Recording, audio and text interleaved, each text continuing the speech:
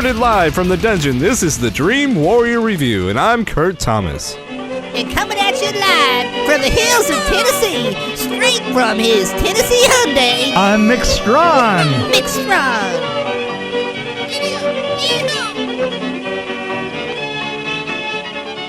You're working on the Hidden California. The Hidden in California, yes. So I was in California, and we were. I had been driving for a year. I had been driving this pickup, right? And the pickup was actually rented on a film from this company called Galpin Ford by New Line Cinema, and I just wound up driving it for a year, probably about a year and a half. Wow. And in that year and a half, I had never taken it in to have the oil changed or anything. And so we happened to stop by Galpin Ford, and he said, "Well, how about the silver pickup? You that so that we can change oil in it." And I go, "No, dude. I'm telling you. By the time I have a minute to give that truck to you, it'll be in a basket." Okay. Remember what I said right there. Yes. So, I'm driving into work one day into LA from north of LA, which is where I lived, and I was on the 5 freeway. I'm coming down the freeway, and we had these safety lanes. You know the lanes with the light. They're like to get onto the freeway. It had just started. I mean, literally was like the first week of them starting to install lights at all the on ramps, right? Yeah. And so, not a lot of people were actually stopping at the lights. And so I'm barreling down at about 70 miles an hour in the fast lane on my way to work in this silver pickup. And right next to me is a school bus. Oh, boy. And I'm like passing the school bus, and all of a sudden, and I sort of hear this ruckus. You know, one of those things where you kind of like, you feel a ruckus, but all I can see is the school bus. And, right. And all of a sudden this van, just right, the bus almost hit it. Just this van, just really slowly, kind of bumps into the center concrete barrier. Oh, boy. Yeah. Completely from the side. I hit it parallel, and I looked at it and I went, "Oh crap!" And I thought, well, this is the place that I die, right? You know, because right. I'm doing 70 miles an hour, and I am, and I could measure this.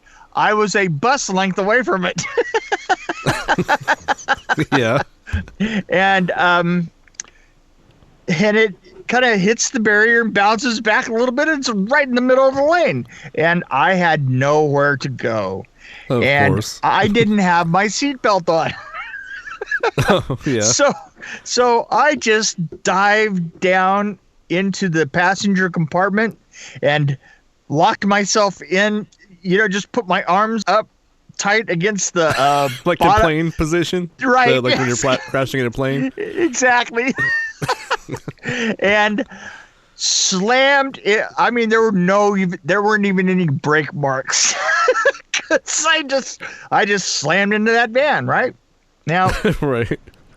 I'm looking up, and all I can see is I just feel this huge crash, and I'm looking up and I see pavement, and then sky, and then pavement, and then sky, and then pavement. Oh my gosh. It literally, the van, the truck I was in had like cut through the van and almost made it all the way through before dodging the front end underneath and then just flipping end over end, which is a nice trick with a pickup. Yeah, that's awesome. When and I boom, boom, boom, boom, boom. And I look up and it stops and it had turned like on its side. And I kind of got up and I looked above me, and the window was kind of cracked, the side window, and so I just took my foot and I kind of broke it out the rest of the way. Yeah.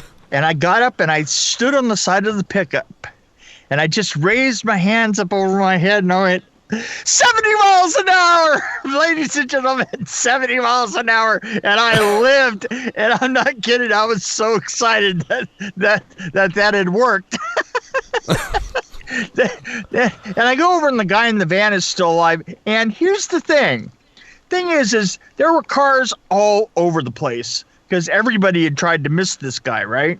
Of course, yeah. And there was like this Ford Pinto station wagon on its side. Oh, jeez. And there was this poor, sad man that was like picking up. He was kind of mumbling like, "Oh my God, I just left my wife and everything's in my car and like all of his possessions." He's out in the road like picking up all of his possessions. No. And a highway patrolman pulled up. And he pulls up and immediately opens his door, and a car trying to get out of the way of everybody else took his door off. Oh man, it was a mess. It was really a complete mess. And but here's the weird thing, and this was really strange. So my truck had gone, at one point, I guess it had gone up on its nose and then fell back on its side. And when it fell back on its side, it had landed on the front of a 280Z. I think it was yeah. 280 at that point. I remember those little things. It just crushed it, right? Yeah. And this guy gets out and he goes, "Oh, guy." And he was laughing at me when I was up on top of the truck, right? Yeah. And he actually helped me down, and he goes, and he and I, and then the highway patrolman were out trying to pick the stuff up and stuff. And he goes, and then this guy kind of like pulls me aside and he goes, "Hey, listen, this is going to get weird in a minute." He says, "Trust me, I will give you a phone call in a little bit. Maybe a couple of weeks." And I'm like, "What are you talking about?" Right. And he goes over to the highway patrolman, and the highway patrolman kind of listens to I watched the two of them talk to each other. And then highway patrolman goes over to his car and right. and gets on the radio. And I'm not kidding. And within 3-4 minutes, a black tow truck that said "not for hire" on the side, and that's all it said, came up, hooked itself onto that Z. The driver got into the pickup and they left. And when he left, I went over to the cop and I said, "Hey man, what the fuck is that all about?" and he looks over there and he goes, "What was what all about?" And I go, "The guy with the Z." He says, "What Z?" Oh, really? I went, "Wow. Whoa." And so I just kind of like went, okay. and he goes, "Hey, you haven't seen the guy that was driving that pickup, have you?" And I went, "Yeah, well, that's me." And he goes, "Jesus Christ. I swear to God, I was out looking for your body out here." I go, "No, I made it." Oh, jeez. And so anyway, it was a mess. I did get to call up Galpin Ford and get Bobby on the line and go, "Hey, Bobby, you remember how I was going to return that pickup in a basket?" Well, it's in a basket. Yeah, literally. It's in a basket on its way back to you, Ta. Wow. But here's the weird part of the story. Yeah, I know. As if that wasn't weird enough, right? So I kind of forget about all this.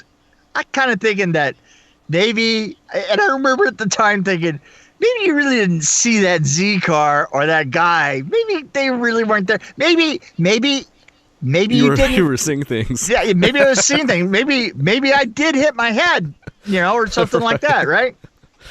2 weeks later, I get a phone call, and this guy calls me up, and he goes, "Hey, I'm really sorry about that. I'm sorry about that disappearing trick." He says, and he'd never said his name or given me a card or anything like that, right? So he goes, "Yeah." He says, "I really can't give you my name or anything." He said, "But I work for the Treasury Department." Oh, really? And I was undercover doing a sting operation out of Long Beach. And wow. I was driving from one location to the other. And he says, and I swear to God, I didn't think that your pickup was going to come back and land on me. He said, that really sucked. That really screwed up my day. Because I have all kinds of radio equipment and tracking equipment in that car, and there's just no way. And we kind of take care of our own. And wow. And I'm sorry, but I'm not going to show up on any of the paperwork, and I'm not going to be able to talk to you further about it or bring you up as a witness or anything. He says, and it's probably best that you don't even bring me up in any of the discussions about it. He says, "I'm really sorry about that, but at least I did call you back." And then he looked in the mirror and you were holding a banana to your ear. Yeah. How did you know? I just guessed. No, but then I hung up the phone and I told my wife about that, and she just rolled her eyes and she goes, "Oh yeah, you. Yeah, only you." I go, "What?" So, and I'm not a conspiracy guy. You know that, right? Right. Yeah, of course not. But you know what? It totally makes sense that if there's an undercover car out there, that there has to be some sort of infrastructure for it, right? Of course. I mean, it just can't be like, I mean, especially an operation that's like he said, it was a very high stakes operation. So, I mean, I would assume that was there. I was just, I just thought it was interesting that I happened to be one of the ones that kind of throw a monkey in a monkey wrench in the whole operation there. Well, at least he called you. He did. That would have been kind of weird if he didn't call you. I thought really. I mean, for the rest of my life, I mean, let's face it, because after a month, I would have gone back and kept remembering that, and I would be a conspiracy theorist. Right, you'd probably be doing a podcast about conspiracy. That's right. I'd be doing a podcast now. Alex Jones's rival. Yeah. So speak about things disappearing, or people disappearing. I'm trying to make a segue into. I know. No, this is a good This is a good connection to this movie. Yeah. So we got to see The Turning. Yes, I felt like I slept through a little bit of it because something just kind of changed all of a sudden. But right, wait a minute, no, hold on. At the end of the film, I'm not kidding. At the end of the film, I stood up and I asked everybody. I said, "Did I miss something here? Yeah, did I fell miss asleep. something here? Wait, what happened? Did somebody in here get this?" And you know what? Nobody got it. Everybody else went. I said, "You know what? Did they run out of money? Did the director have a heart attack? Was the writer stabbed? I don't know what the hell happened. I mean, holy shit, people, finish your movies." I actually kind of enjoyed the first part of it. I did too. The weird thing is, it didn't really have any like. It was pretty steady. Like it didn't really have like any jump scares, and it was pretty steady, which is weird. It but was. It still kind of was creepy. Still, it was. I think what got me in it though was the acting. I wasn't totally into it, but the acting kind of helped me stay in it. If that makes any sense. Yeah. Yeah. Did you get this feeling that you couldn't quite figure out where any of the characters were coming from?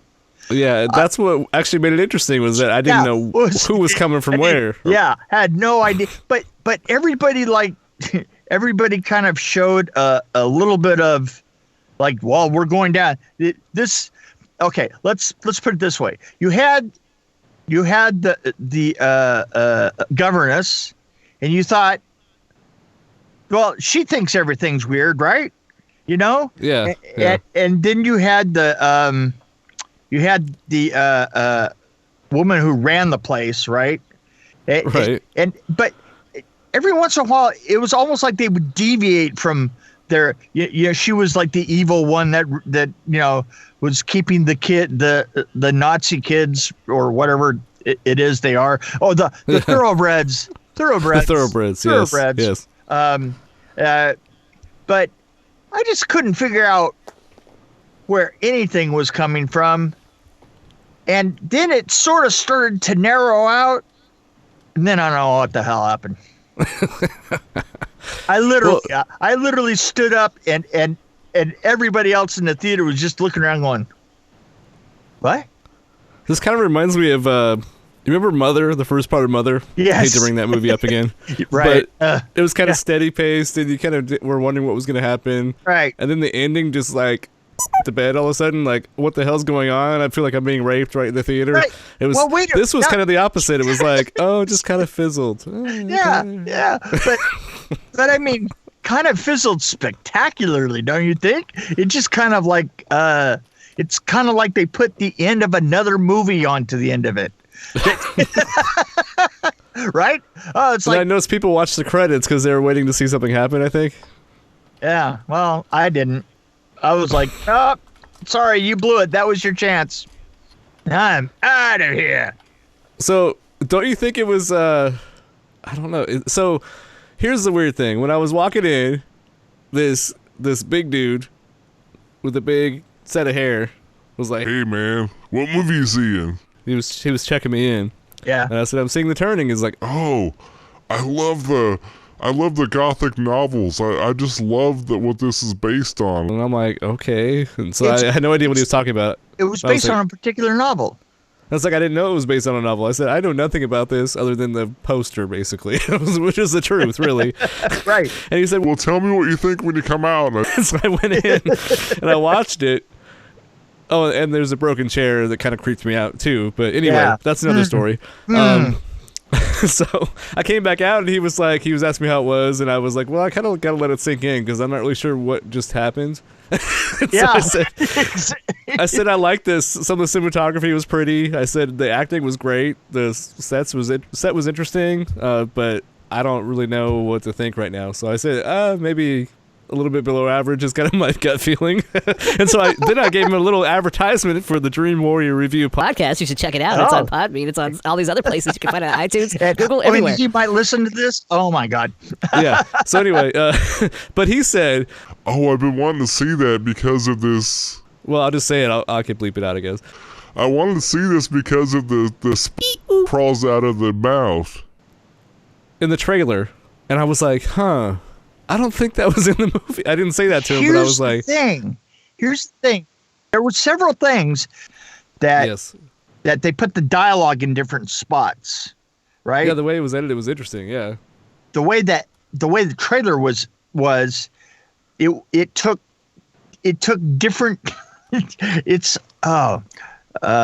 like, I'm your friend. Oh no, what was the one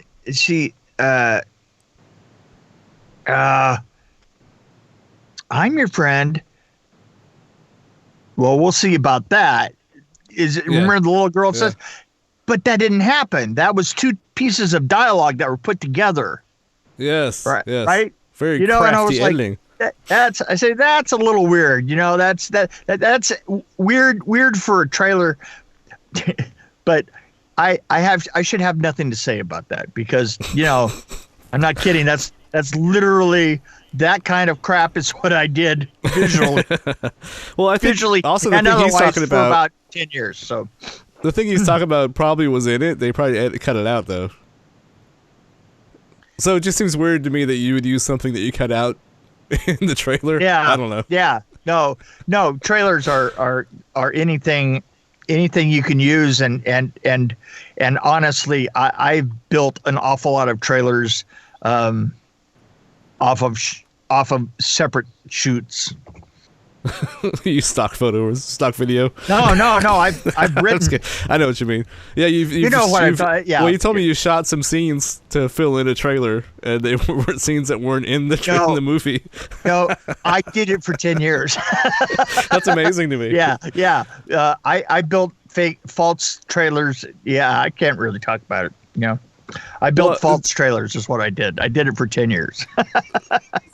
Don't you think that these the actors were great though? Like the kids were great. Especially the girl. I like the girl a lot. I like the girl. The weird thing about it is that you just it was a film that just kind of left you wondering just what the hell, and then all of a sudden it seemed like everything got concrete. Yeah. And then it just turned around.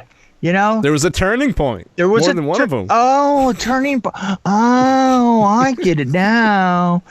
Well, this is just a wonderful. This is a really well produced commercial for a book. That's the way I look at it. Yeah, it's like you just wasted your time watching this, but the book might be interesting if it's based. I mean, I'm probably going to read the book now after seeing this. I'm interested. And you know what the book was, right? No, I don't, because The Turn to the Screw. Okay. It's a book called Turn to the Screw. I can't remember the author. It's by Henry James. I just looked it up as you were talking. Henry James. Turn to the 1898 psychological. See, I like gothic horrors, and so I mean, I really like Dracula, for example. So I'd probably like this. Yeah, just so you probably liked it. Was what you said? No, I said I probably would like this book, not the movie. Yeah, I'd say the book was kind of, like I said, below average. I think my gut feeling was pretty accurate, I guess. Yeah, I would have to put a. It's slightly above The Grudge.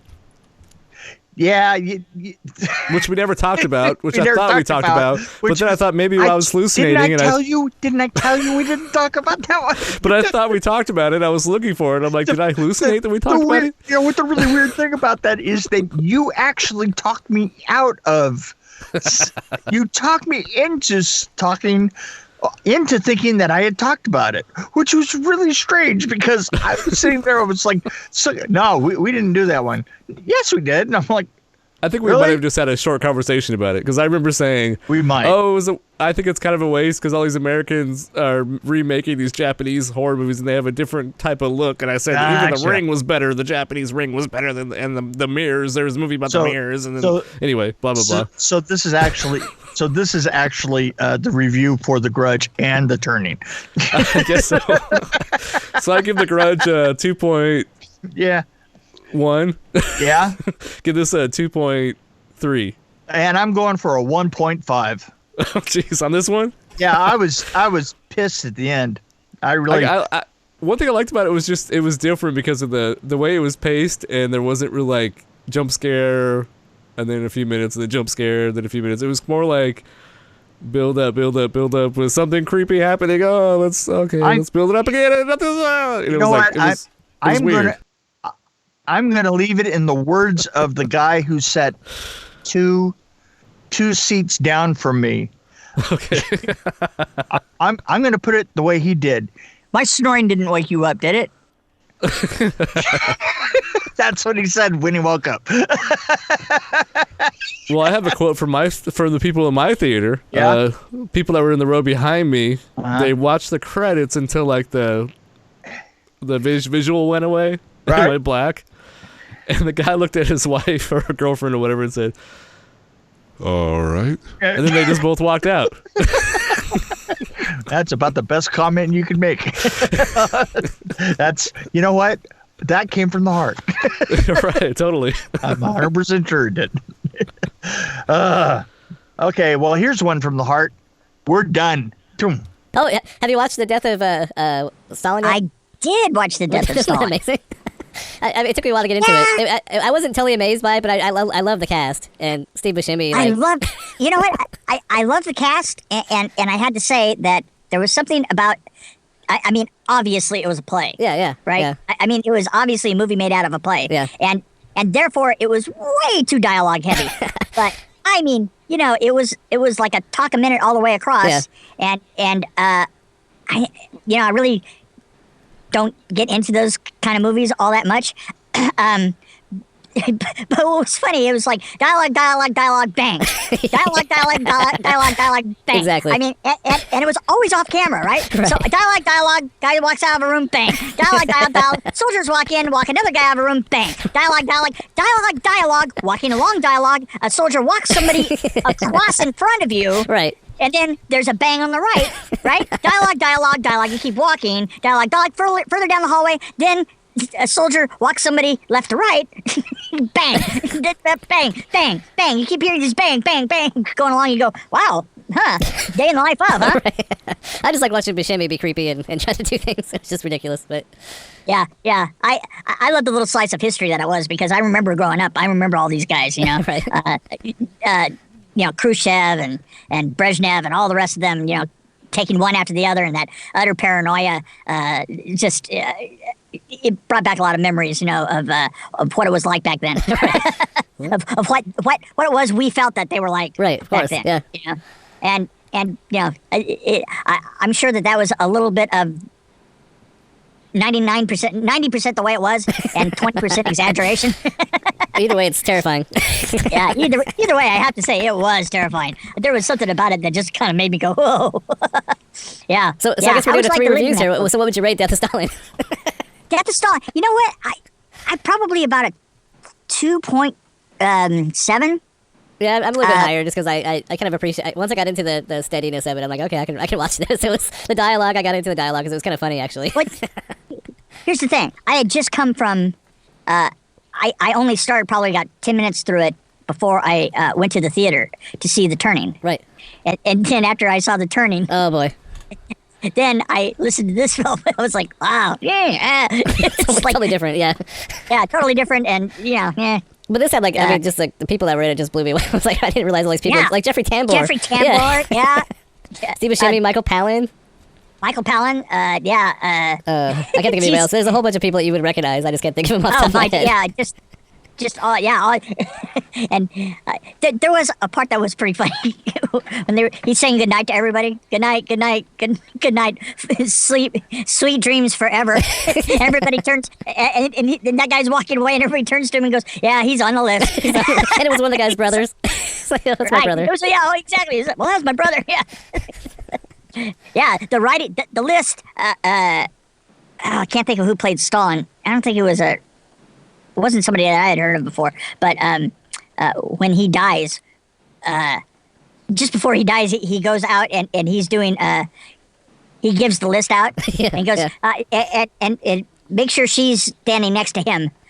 Right. When it happens. and shoot. Yes. Yeah, and shoot her first. Right. I was like, wow, that's just cold. You know. Not cold, but Soviet Union era cold. Well, the guy was Adrian McLaughlin, and he basically is known for TV. Yeah. But he did like yeah, Poirot yeah. and stuff like that.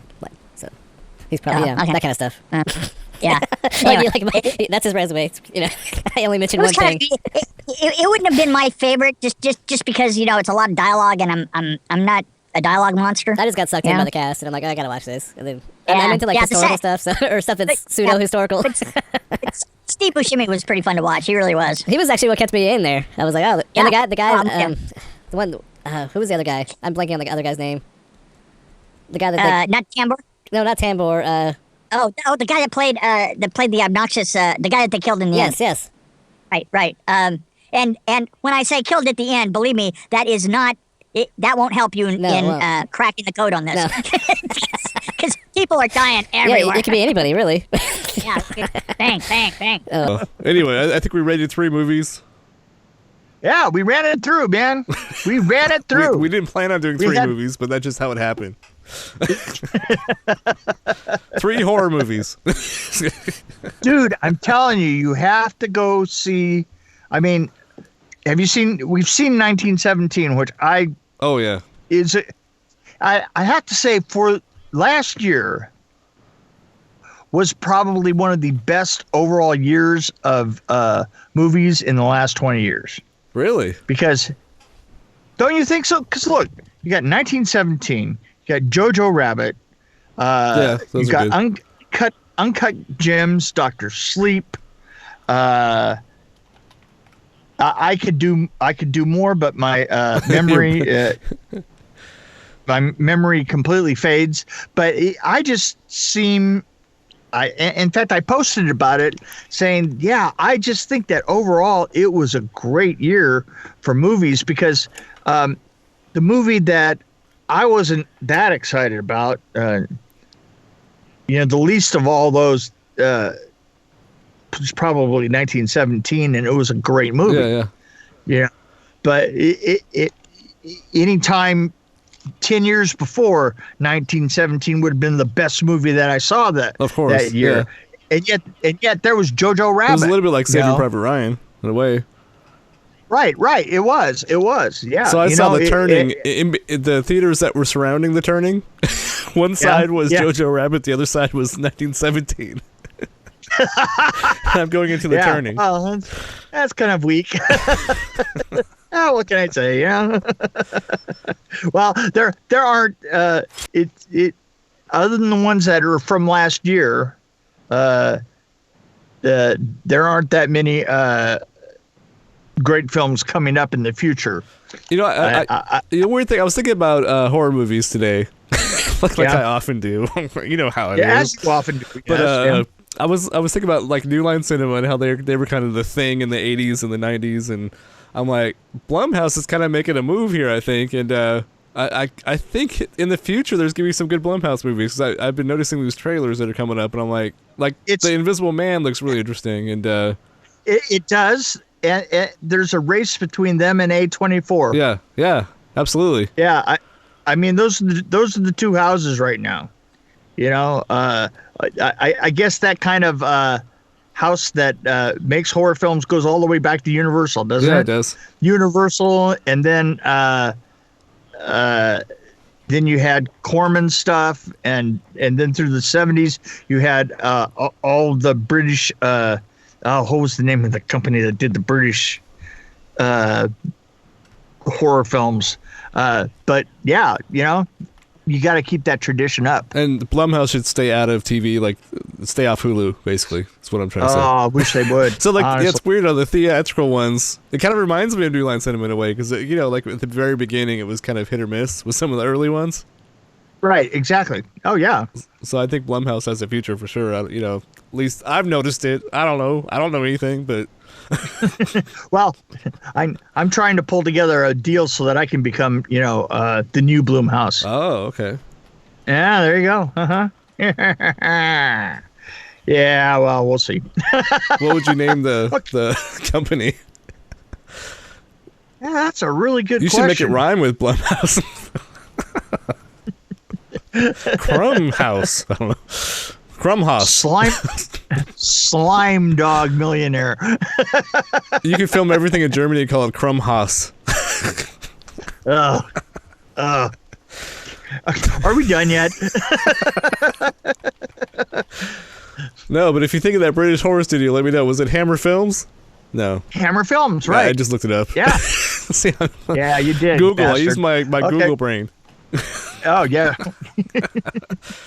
Wait until we're connected to it. Oh, God. Wait until our brains are connected to it. That would be dangerous. Yeah. My wife talks about how I'm always really good at looking stuff up online. And I'm like, yeah, if I was connected to the internet, that'd be really scary. Yes, you would be. I'd be like Rain Man. But anyway, well, this was a long episode, man. But I think our listeners are going to appreciate it. You think? I don't know. Probably not. But we try our best, and that's what they want. See ya!